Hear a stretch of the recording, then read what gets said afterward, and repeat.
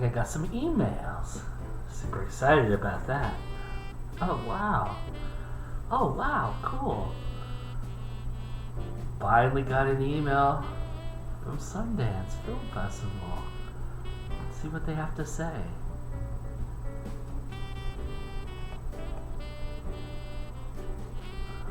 What? Thank you for your interest. We regret to inform you, Mr. Joe Compton, that your film was not accepted, blah blah blah. We collected your email and subscribed. What? Alright.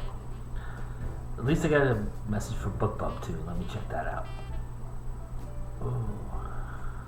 Dear Joe Compton and Nevermind the Fine Print Publishing, thank you for your interest in BookBump, but unfortunately we cannot enroll you in our referral program at this time. Blah blah blah. We've collected your email and subscribed to you.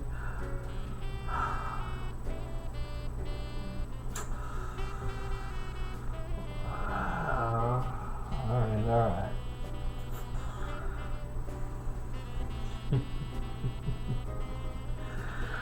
Let's look at, so South by Southwest, hopefully my friend's band looking in there. No. Dear Joe Compton, we regret to inform you. Thank you for your interest. We've collected your email and subscribed you to our newsletter.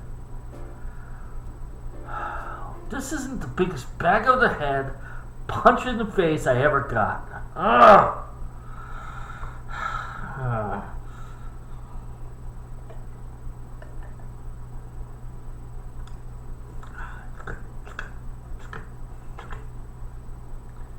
Hey, I know if any of you out there are looking for any last minute or late Christmas gifts from ideas for me, I have one. I'd like anybody from Sundance, BookBub, South by Southwest brought here tonight. I want them brought from their happy holiday slumber over there in Melody Lane with all the other festival organizers. I want them brought right here with a big ribbon on their head. I want to look them straight in the eye.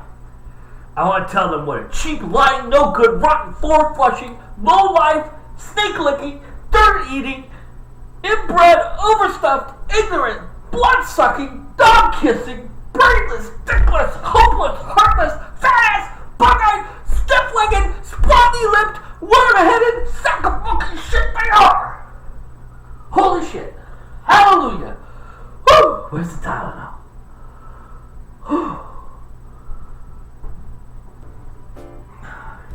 You know, I guess it's true.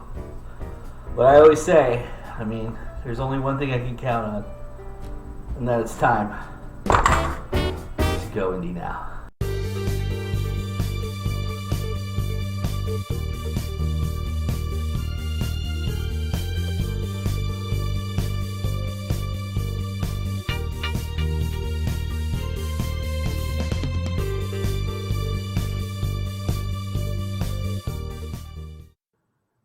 Hello, everybody.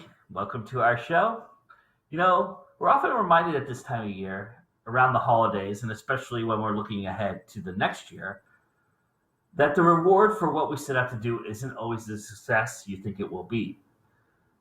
Applying a skill set and embracing an ideal, all working towards something. But that something could be completely different or something you never thought of when you were setting out your course for whatever art form or artistry you hoped to master. Case in point is my first guest, Heath Hine. Heath Hine is an actor in Denver, Colorado, who has acted in over 200 independent films. It took him a while to find the niche of independent filmmaking, and now he is helping other filmmakers by producing things that he feels passionate about. But finding that passion and creating that niche for himself has really done an amazing thing for Keith. And it's also embraced his wholeheartedness toward an industry and a lifestyle that he wishes to have. And it's a really impressive feat, and it's something that is to be admired because he's doing what he loves to do. And yet, I don't think when he started this journey or when he had thoughts of this, that this was the direction that he thought would lead to success. I know that you like to do stunts and have done some stunt work. So, what was your favorite stunt you've ever performed on a camera? Man, the very first film that I did was in 1998, and it was called Tiger Street. And that was Mark Grove, Julian Lee, and some really cool actors. And they just needed a bunch of extras to be, what's it called, like fighting in the background because it was a tournament. Okay. And I got to actually choreograph that fight with a fellow actor. And what's really cool if you watch that movie is the way that the movie arcs and builds up. It gets to the bad guy, and the fight between the bad guy and the good guy keeps jumping back to the fight scene with me and my friend. And it's really cool, man. So it makes me feel good that our performance was well enough to be used in that manner. So yeah, I kind of felt like the guy on Karate Kid, where he was Yeah, I was gonna say that's very familiar, right? Yeah, totally.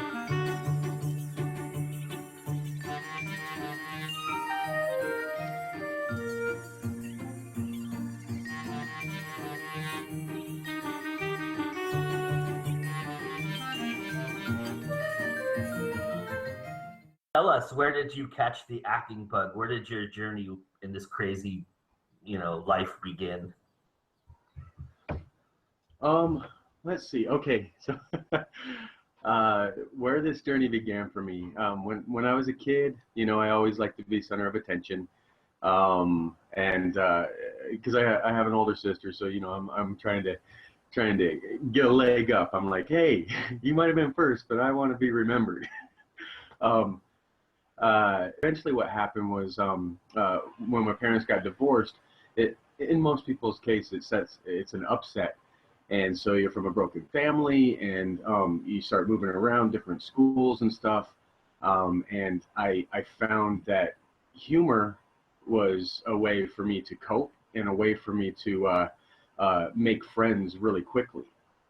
Um, so in doing that, in all the schools that I moved around, I started to get like, I guess I'd probably be known as the class clown.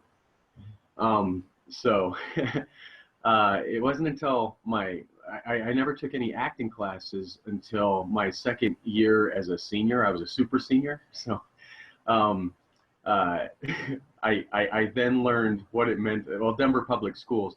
I then learned what it meant to be or to get electives. And for theater, there's cliques, and the cliques, they just didn't like see me as part of their group. I looked more like a jock. 3 days in that class, and the teacher said to me, no, I don't think this is the right fit for you. So I was like, all right.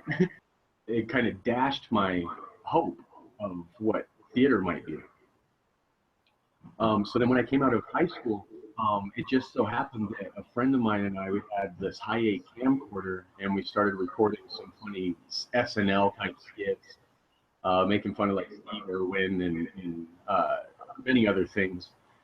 And those videos that we did kind of set the platform for me to become an actor. And so then I did what everybody does, which is you get your agent, you do your headshots and take some acting classes, and you just follow this vein of these are the series of things you do. Like when we when we go through school, it's like, oh, you get out of high school, you find a love, you get married, you get a white picket fence, a dog, and some kids. So it's like these are the series for acting, and I followed that. And then in 2005, after following that, doing auditions and commercial work and everything, in 2005 I had my first encounter with an independent film. and it was a student independent film by Hank Braxton called Indie Film Adventures, and it fucking blew my mind, man. It blew my mind. I got to be the lead actor in this short film that played at a local movie theater, and I was up on the big screen, and friends and family and all these people cheering for this small film, and I was sold, man. So at that time, I started separating myself from being the normal actor and doing all the normal regimented things to follow the path, and I just went indie all the way, man. I was like indie film, indie film, indie film, indie film. And since then, I've done 240 independent projects, be it a 5-second or be it a 30-second commercial or a feature film. And I've just been like full bore indie. You've been in so many of these films, so you have a right now to be selective. And are you being selective? And if so, what do you look for in a script? What draws you to want to do that project? Thank you. That's a good question. I'll bring my faith in for a second, because I'm a Christian. I love Jesus, and there's a lot of people on both sides of the of that faith and spirituality, whether they believe or don't believe or anything, that might question the roles that I take. I'm not Kirk Cameron, so I'm not taking all of these Christian gigs. I actually have a project where I play Satan, an effeminate one at that, and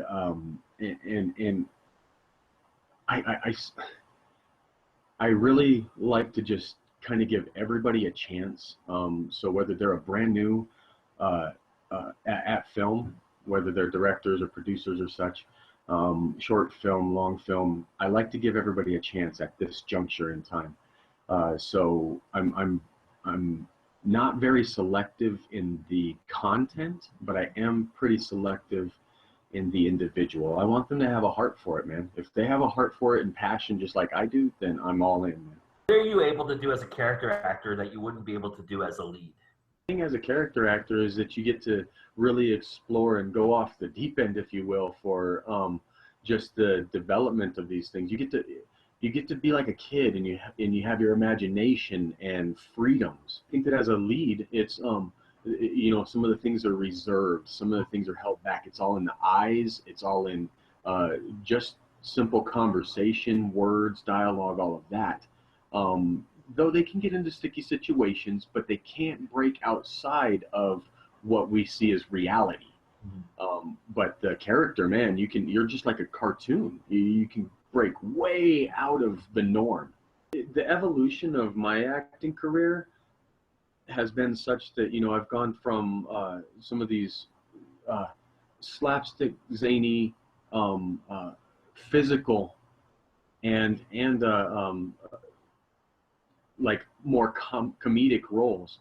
I've gone from comedy because it just came natural, and people saw that in me, and I was just being me.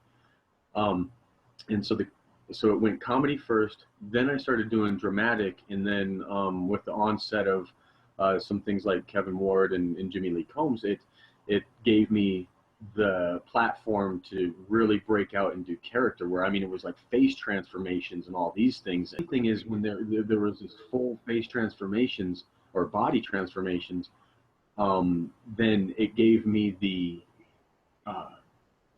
understanding of that application, character work, with or without physical transformation. What do you like most about being an indie? About being an indie?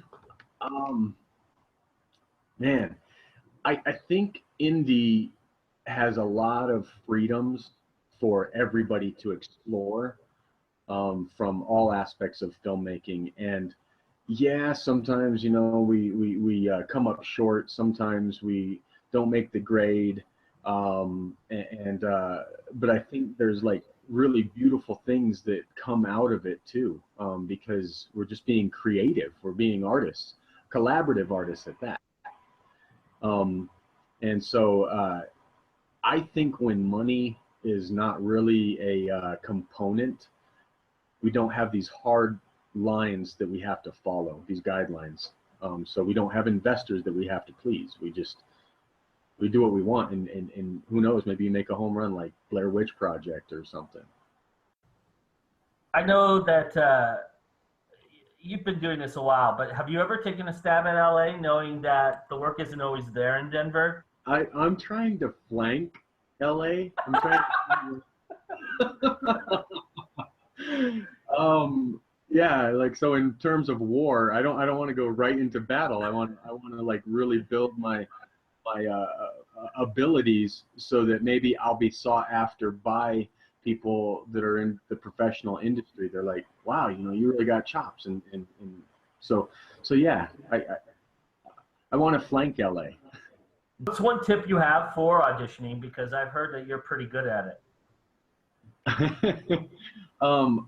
Well, I'm really good at independent film auditions, and for some reason at the professional lineups with the panel of the producer and investors and such, I don't know what's been happening to me lately, but I kind of jam up. But if people just go in and be themselves, because what I've seen that sells them more is their charisma, their kindness, their willingness, and all of these things. Talent. I think that talent kind of falls a little bit low on the scale of successful actor.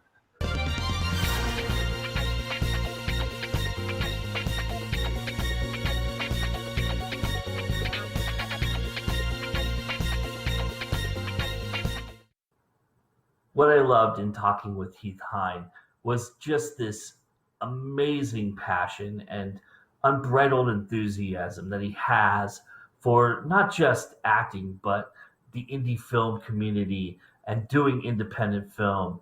And he loves every minute of everything he's doing and just shows, and it's so infectious. Heath is one of those rare people that you could talk to for hours on end. He wants to give, he wants to be present, and it's really impressive. You will see Heath later on.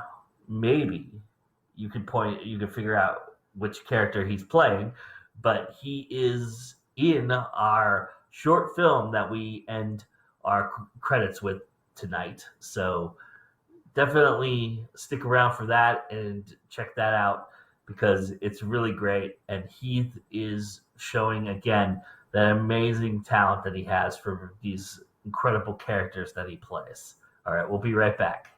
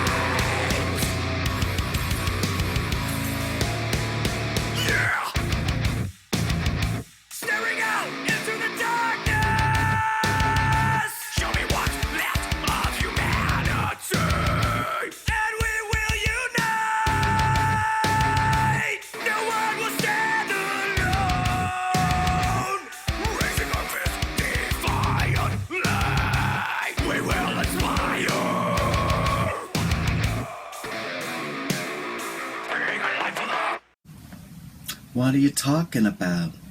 I ain't done nothing funny. Let's talk about the Coen brothers. Done about 15 films. I think they're the kind of, when you think about, certainly in my day, when I was doing film in the late 90s, early 2000s, they were kind of like the pinnacle of, the success of what it means to be an indie filmmaker, sort of the Coen brothers, and I guess Tarantino's early films. But the 4 out of the 15 films they've done, I think the 4 films that are the best that they've done, Fargo, The Big Lebowski, No Country for Old Men, and their first film, which I want to quickly talk about today, Blood Simple. It's a film that is steeped in film noir, so main influences would be, kind of Double Indemnity and The Postman Always Rings Twice, and but it's set in the mid-80s. Well, it was shot. The film was made in the mid-80s, 1984 it came out, set in Texas, sleazy characters, which I love. It's a tight film noir with sort of dingy motels and gas stations, and the Texas kind of outback. But the thing that really gets me is just that in terms of just plot, its actual plot, and the misunderstandings, like Fargo had a convoluted plot with misunderstandings and it all goes wrong. Well, Blood Simple has that, and I think it's kind of done even better. Every little moment is just so well thought out, and there's things even after watching it 20 times. I mean, I've watched it since I started when I was at college, which was in '97. So I have watched it at least 20 times, probably more. I'm probably being conservative about that. Even last night, I was just noticing, what is it with that spinning blade? There's the fan, the Apocalypse fan blade. It's just a cool effect. As Texas is hot is a cool effect. No, there's actually one moment there where it signifies a heartbeat, and I'd never noticed that before, and it's actually really significant to the plot. And there were quite a few moments like that where it's just like, my God, I'm still noticing things about this film. So if you want a dark, gritty, beautifully written and shot and edited with excellent music film noir, then you must watch Blood Simple. If you're interested in the Coen brothers, you must watch Blood Simple. If you like the new Fargo TV series, both seasons 1 and 2, which is all we're up to so far, excellent. Interested in any of that, you have to go back to Blood Simple. It's such an excellent film. 5 out of 5 without doubt. So thanks for listening. Cheers.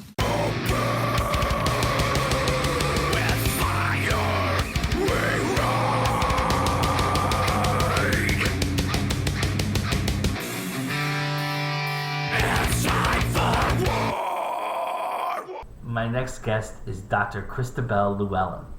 Now, Dr. Llewellyn is a music educator.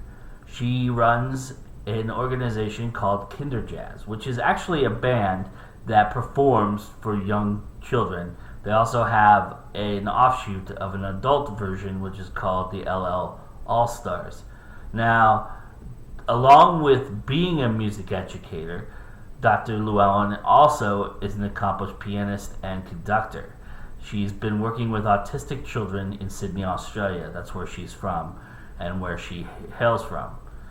And Dr. Llewellyn is just an amazing authority on this subject about getting our kids involved in music. And it's a really important subject. It's something that needs to be really discussed in where I live in America, because I think we're doing our children a disservice by not opening their minds to this incredible gift that we have called music. So, I mean, what is it about swing music specifically that makes it so effective in reaching the brain of a child, or is it just music in general that does that? Music in general does that. If it's quality music, if it's got some kind of complexity, some kind of rhythm and beat, and melody and harmony, if it's not boring, I think that's really what engages children. But I've noticed that children at festivals and stuff, and even on television, as soon as a beat comes on, they're jumping up and down.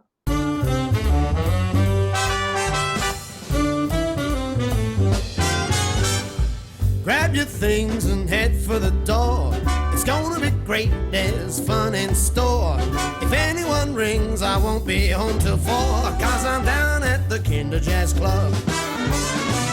KC's the place to go. They got all the best players and the very best show. The band is swinging, rub-a-dub-dub, down at the Kinder Jazz Club.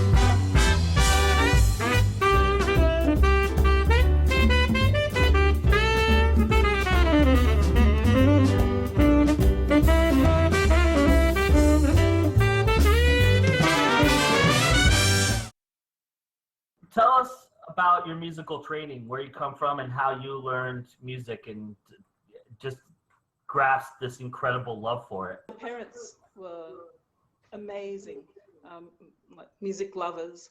they took us to live music all the time, festivals and jazz concerts and symphony orchestras and all of that stuff. And it was hard not to actually latch onto it as a child. If you're exposed to something very early on, it becomes part of you. Mm. And my husband and I became professional musicians and went to college, did all that. And when we had our first child, of course, we wanted to share that with that next generation. And we found that there was very little that children could go to that was live. That's how Kinder Jazz started. I mean, were you ever considering a more conventional career in music, or was it always this intent to kind of do this mode where you're teaching music instead? I studied classical music, classical piano, and considered becoming a concert pianist. I could have done that, but I chose not to. I didn't want to actually lock myself away for months at a time, perfecting, a single piece. Even though it was exciting at the time, it didn't hold me the way that a big band did. And that social aspect of music was really wonderful. Where does the creative process start? I mean, you guys have done 7 albums now. Here they are. Number 7, 6, 5, 4, 3, 2, and then 1. So yeah, there's a huge lot of them. It started because we'd chosen the big band format initially because it exposed children to all the different instruments. It's those horns and the saxophones and trombone and trumpet. It's exciting. It's fun, and the sound is just compelling. And you can do so much with that because you've got so many instruments, and the harmonies are just fantastic. What do you feel music education might be lacking? It doesn't have this wide enough appeal to keep around. It needs qualified musicians teaching it. I think the industry needs to get into education and teach it properly. I think teaching it when you're not a musician is very hard. I think it's taken out of the teacher training, and it's really a mindset. It's being taught by people who weren't exposed to live music themselves. You can't teach it from, photocopying piece of paper. It's a live thing. You need to be entertaining, I think, and it's a huge challenge for a lot of teachers. To you, what does the term indie mean? For me, it means independence. You're not attached to anything else, and it's uniqueness. You've got your own unique sound, and it's whether it's popular or not, it's unique, and you're doing your own thing regardless of everybody else. You're not trying to fit in with a certain genre. You're not trying to fit in with a certain type. That's what it means. You guys allow certain time periods within your sets to do a little improv and a little jamming? Definitely. We actually encourage children to bring their instruments like clarinets and saxophones and stuff, and they can sit in and we'll jam around them, and they'll sound absolutely fantastic even if they're playing one note, on the beat. And yeah, it's what it's meant to be. The apprenticeships in our life have disappeared. That everything is compartmentalized into 9 to 12-year-olds or 15 to 17-year-olds. We've forgotten how to relate to someone that's not our age. Education's narrowed us and narrowed our perspective so much into age-appropriate things, and jazz just throws all that out of the window. Music does, we don't want all of those barriers. Yeah, that's the other thing about Kinder Jazz. Every single CD is different. We don't just play the same thing over and over again. We're bringing in like a trombone choir for one of them. We did a conga and tuba solo, with lots and lots of rhythm. We've done so many different things. We've done stories with music behind it. It's basically extending children's imagination and gratifying their creativity in the process. What are the age ranges of the kids that you usually tend to get at your shows? We get everyone from like 0 to 12. That's our it's a huge age range. Sometimes we get teenagers who come with their parents or grandparents because they don't get to meet these jazz musicians because they're not allowed into the clubs. They're not old enough. Yeah. And they can get up close and personal, hear them play, ask them questions, get to know them, email them, all of that at the cost of a child's ticket. So that's pretty exciting. And we get all ages of parents, a lot of dads, because it's jazz. It's kind of cool to take your kids to this, and it's music. It's not children's music really. It's got children's lyrics, but it's not children's music. It's real music. I don't know when we actually got that pigeonhole of children's music. Children listen to everything. I don't think, we never get books in just blue and yellow and tell kids, oh, I'm sorry, we can't do children's books in red or green. They need the entire spectrum of colors but to be exposed to, because every child has a different, they like different colors, they like different instruments, they like different genres, and Kinder Jazz exposes them to everything. We've actually asked 10 kids to stand in front of the band, and one by one I went with a microphone and asked them which is their favorite instrument. And believe it or not, all of them said 10 different instruments. and that surprised me. I thought it would be like 4 or 5 different ones, but every single one chose their own. And that said volumes to me. That said that, it's not a one size fits all. You're about to embark on a world tour, or that's the hope, is to do a world tour.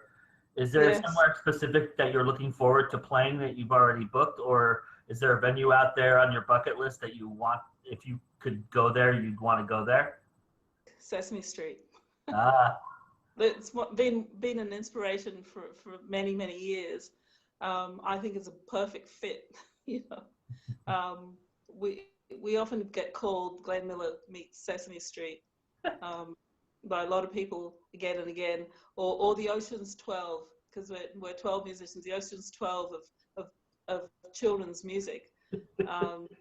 It's a really incredibly fun thing to do, to come to a Kinder Jazz concert.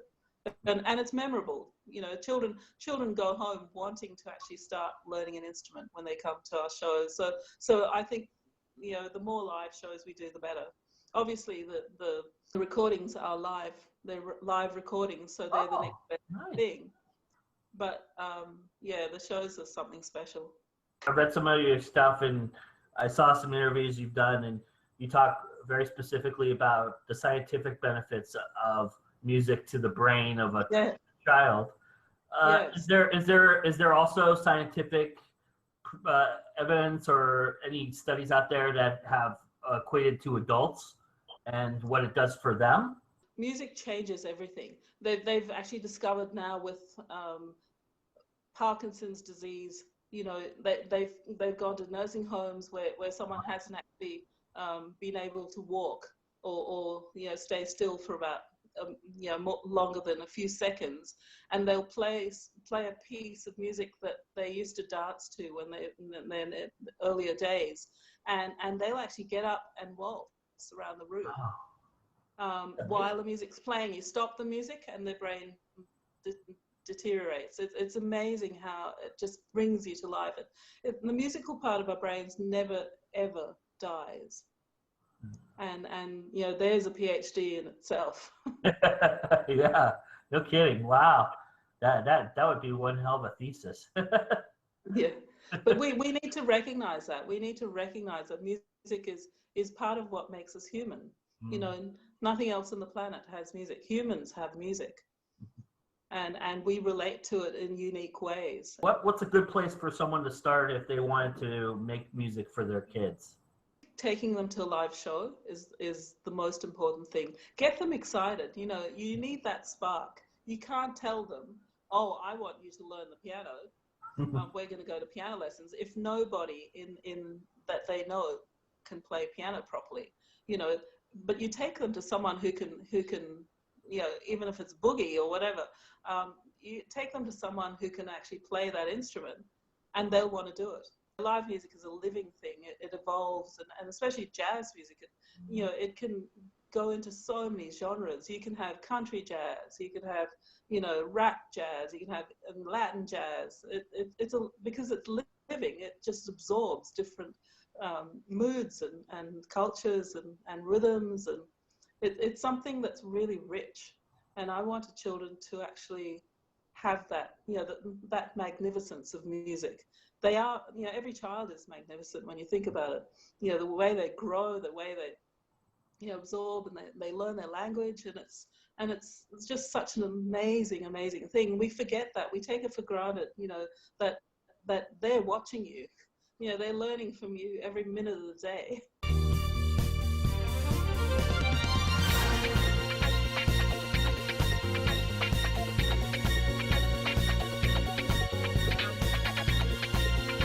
Many thanks to Dr. Christabel Llewellyn for that awesome interview.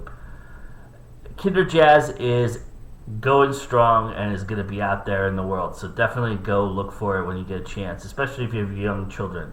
I really encourage the opportunity to see a band like this, to engage with them. They're very friendly, they're very open, and it's a really, really interesting way to get children involved and get adults involved as well.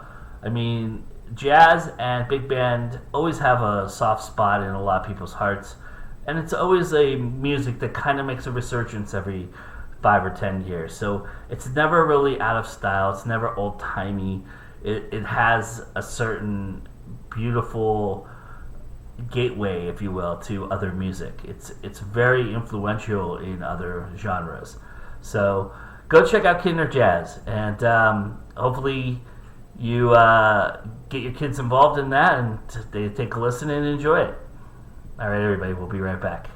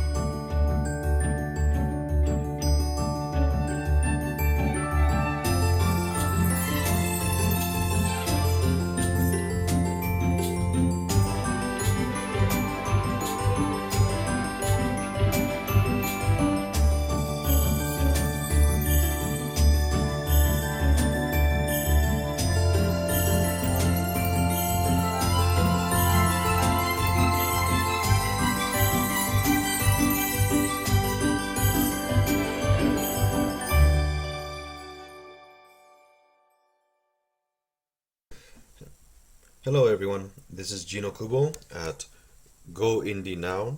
I'm the author of Love. I'm the author of Kaoru in Love's Shadow. I also have a fantasy series, Memories and Brotherhood. Look me up. Check out my website at jinokubo.com. That's jinokubo.com. I also have an editing service for those that need editing. Today's review, I would like to talk about Ronaldo, the Phantom Carrot Snatcher. This is a very fun story. It's a children's book, as you can see, but it's not a children's book. There's a reason why it's not. This is very Dickensian, basically like Charles Dickens style story. You're gonna get a lot of that real need to sit in a big comfy chair and read this story to your kids, or read it to your grandkids. But it's not an easy story to read to them. There will be questions afterwards from them about certain words that are a little bit heavy set in this book. But that's just depending on the age of the kids that you read it to. It does translate well to adults who like to read Christmas stories. It is very, very much an easy, fun thing to read to yourself. But again, when you get this book, and I do recommend you get this book to read to your kids. It's very, very fun to read to your kids. The illustrations in it are done very, very well, but it has more text than pictures, so that's why it's more sit on the comfy chair and read to your kids and have them listen to a great story. Again, this is Gino Kubo from GoIndieNow telling you to check out this book, Ronaldo the Phantom Carrot Snatcher. And please have a good, happy holidays.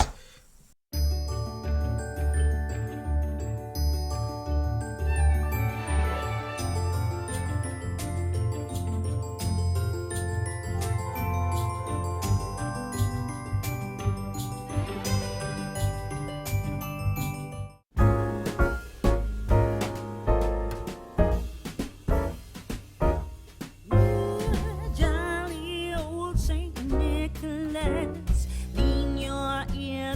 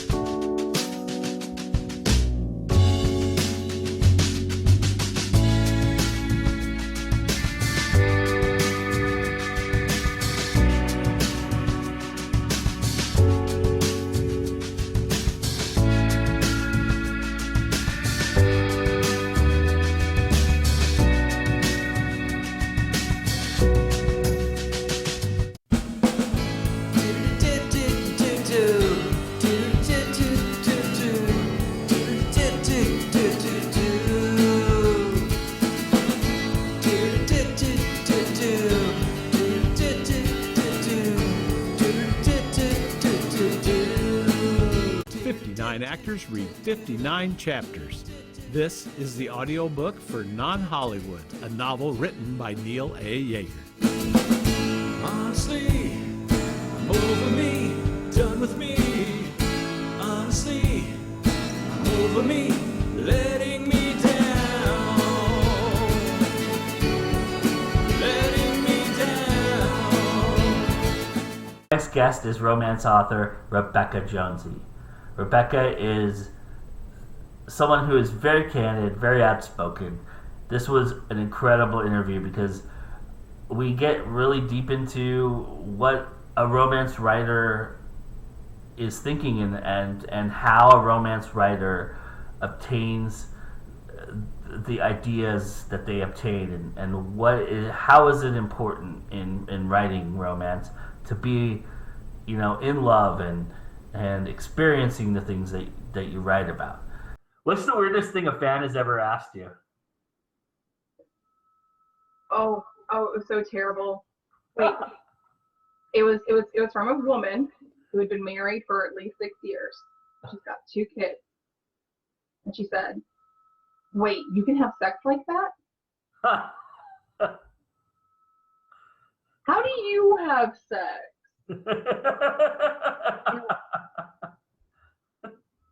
I'm not doing anything extreme here, mind you. Just wrote a good, fun sex scene.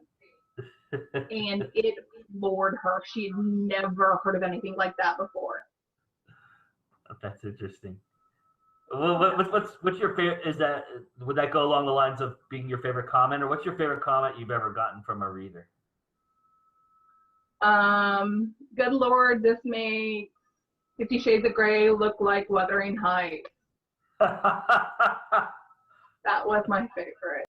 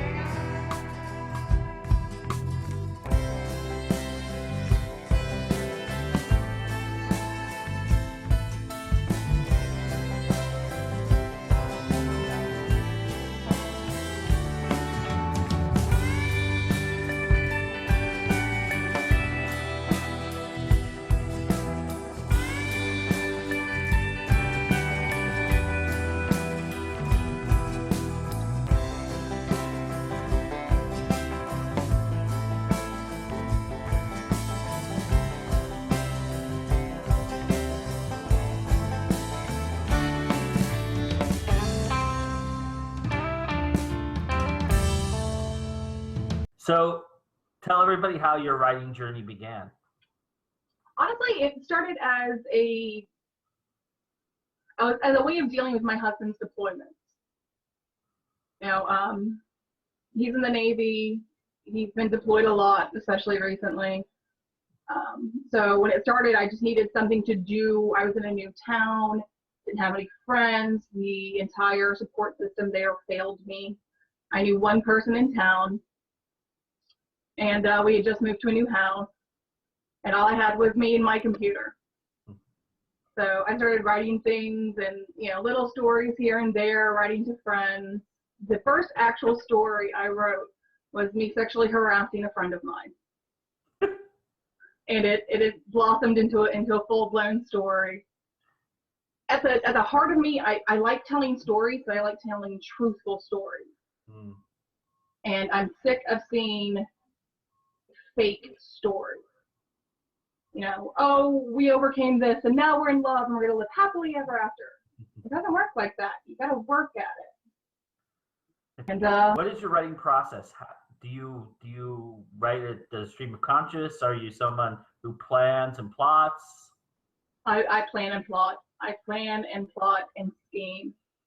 I'll take a little walk in my yard. I'll take a shower. Inspiration always hits in the shower. And then I'll set everything up perfectly in my head, and then I'll sit down and I'll start writing, and then my characters do whatever the heck they want.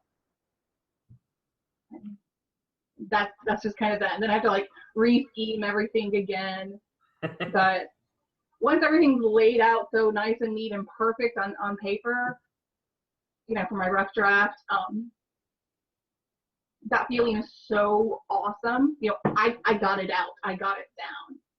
Yeah. I just love it. Are you a disciplined writer that writes a certain amount of words per day, or tries to hit a goal, or you just write until you can't write anymore? I tried doing that. You're supposed to write 3,000 words a day. There are apps you can get to help you do that. That's not me. I write when inspiration strikes. And then, I'm balls to the wall. It might be a 20-hour binge fest. I stop when my hands don't work anymore, kind of thing. What do you think is the biggest misconception about romance and romance writers? That we're in it just for the kick, honestly. Well, it's not work. It's your hobby, right? So why do you charge for your book? Because it's my job and it costs money. Book covers aren't cheap. Editors aren't cheap. All the classes I took to get good at writing aren't cheap. So I'm passionate about my work. That doesn't mean it's an unpaid hobby. Is there a lot of like stuff out there that is for free that romance writers publish? That's interesting. Yeah. Actually, a romance author is romance readers like their books to be short. Yeah. So we might take a full novel and break it into 3 and then make the first part of it free. And that's really a good way to go on it. It does garner a lot of attention, and because there are so many romance authors, that's one way of saying, hey, look, I'm a good author. Here's my proof. Here's the first book of my series. The one thing that's fascinating about your genre is that about 5 years ago, it dominated a whole side of Barnes and Noble. Now it's down to 2 shelves. Why do you think it's dying? The big companies, Harlequin, what are the others? Harlequin was the one I always read. They are so formulaic. There's no point in reading another book. You read 10, you're done. And they literally, they're also terrible to work for because of that. They give you a formula, and you have to write into that formula. There's no free thought. There's no expression. You have to hit those markers. And after that big boom that we saw, a couple of years back, everyone's read everything. We've read your formula. Why are we going to read more? In your opinion, what's the best way to utilize social media for what you do? In my opinion, the best way is to get in contact with other authors, talk to other authors. It's great having a support group, people who know what you're going through. I thought I was the only one being screwed over by Amazon. And then because I do have other authors I have found online and I've talked to online, no, they're going through the same thing as me. Twitter is great for finding contact like that, but personally, I think Facebook is the best because you can actually talk with them there. They can post things, you can read, their articles, they can show you what's been going on. And also you have that way through other authors, you can get in contact with their readers, their followers can hear from you too. And you can hear what other people's readers want. You can find your own readers too. Has there been a scene that you've written that was getting so heavy that as you were writing it, you had to stop and take a moment? All of them. All of them. Melissa's Men. I had that when I sat down at the keyboard to start writing it. I had it all in my head. I knew precisely how it was going to go. I never deviated. Melissa did precisely what I thought she was going to do. The guys did precisely what I thought they were going to do, and it still took me like 6-7 days to finish writing it. And it took me like 2 weeks to edit it. Yeah. Is there a line that you won't cross in what you write about? There's a lot of lines I won't cross. I do write romance. I do write BDSM. And I will not write about a bad dom unless I'm completely calling that dominant out. A good dom treats his sub well. And that's with communication, everything up front. Informed consent is the only consent that matters. So there's no rape in my books. Not from a good guy. There's no coercion. There's no backstabbing. My heroes are heroes. They're good guys. I don't want to write a story about a bad guy. And I don't want people to think that that's romance or love. Having to stop during writing these scenes and stuff like that, has it ever caused writer's block for you? No. Yeah, that's good. No. So how do you deal with writer's block? I may need a cigarette or a nap afterward, but no, I come back right back to it. Yeah. Do you have a trick for dealing with writer's block if you do develop it though? I read this great thing once, and it's really, really worked out. I'm really bad at napping, but they say to take what's called an artist nap. Lay down, close your eyes, relax, meditate if you need to for 15 minutes, and then get up. And that micro nap actually does reset your brain. And every time I've gotten up, it's worked. Wow. When taking a shower doesn't work, that does. What's the best thing about being indie? Indie means independent. And that's good and bad and everything in between. You're standing up and saying, I am an artist. Here is my art. I'm independent. I'm asking no one to back me. I'm doing this on my own. And I'm independent myself. So I really like that. Complete this sentence for me. Falling in love is like nothing else in the world. Oh. And, falling in love is like nothing else anyone else has ever described.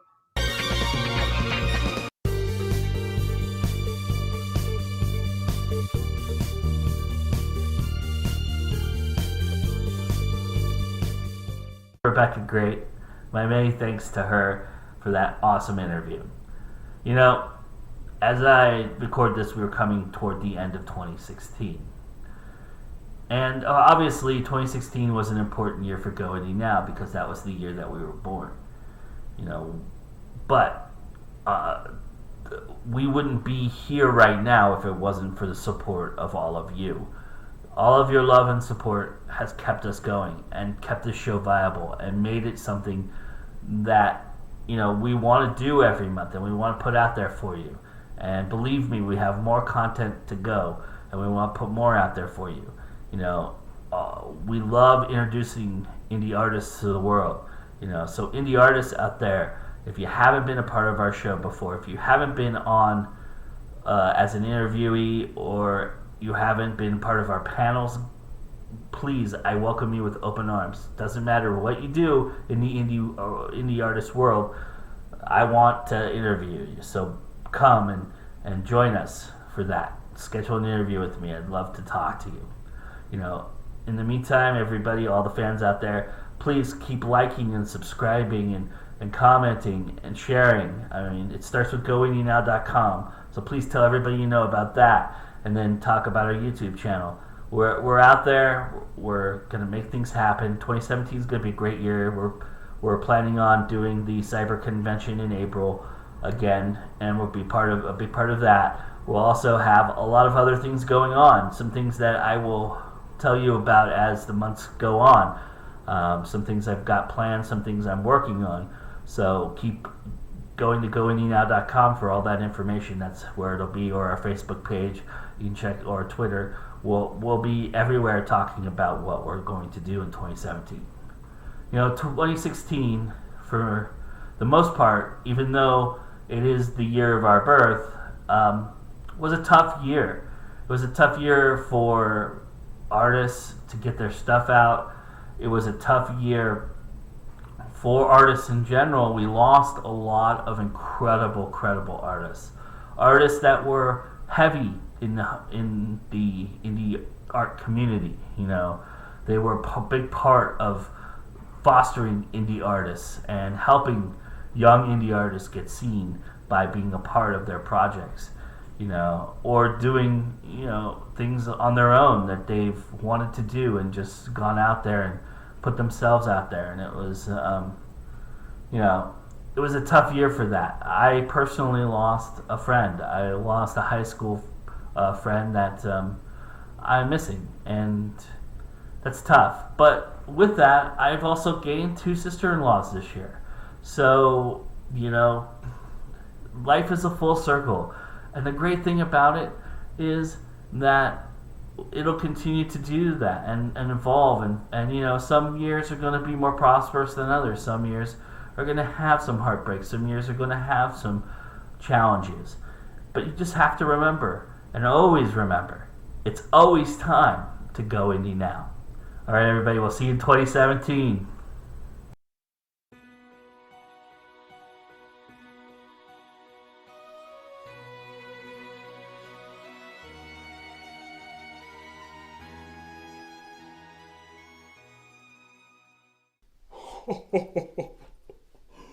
Well, it's time to spruce this tree up.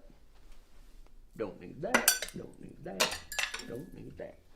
What we got here is cripple pickle. Here you go, Snowflake. Now use a pickle flake. No stirring, not even a mouse. But I got one extra pickle to dangle in front of my mouth.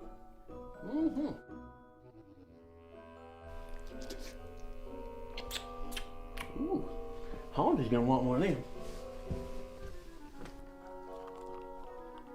What's this? What we got here? Oh, it opens up. What are these things here? Tea was the night before Christmas. When all throughout the house. All through the house. I'm getting it, Haunted. Not a creature was stirring. Not even a moose?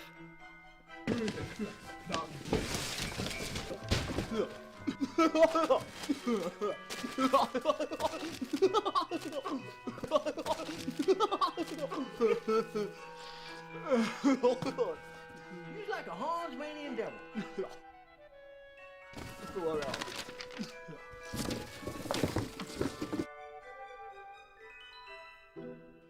I'll tell you what, Cousin Bumpkin, ain't nothing good this year, unless you want Hans in the box. Say, Cousin Bumpkin, it's important to remember the true meaning of Christmas. It's about eating sweeties, getting drunk. You just gotta drink more, that's all you gotta do. It makes the family visits better, the whole shebang. Mama, come on, Santa Claus. That's all there is to it. If you ain't having a good Christmas, it's cause you ain't drinking enough. Pour some sugar. Oh my God. That's not Santa Claus. What the heck are you doing in my house? Get out of my house! Get out of here! I wanna go to the house! Get out of my house! Get out of my house! Get out! 911 emergency.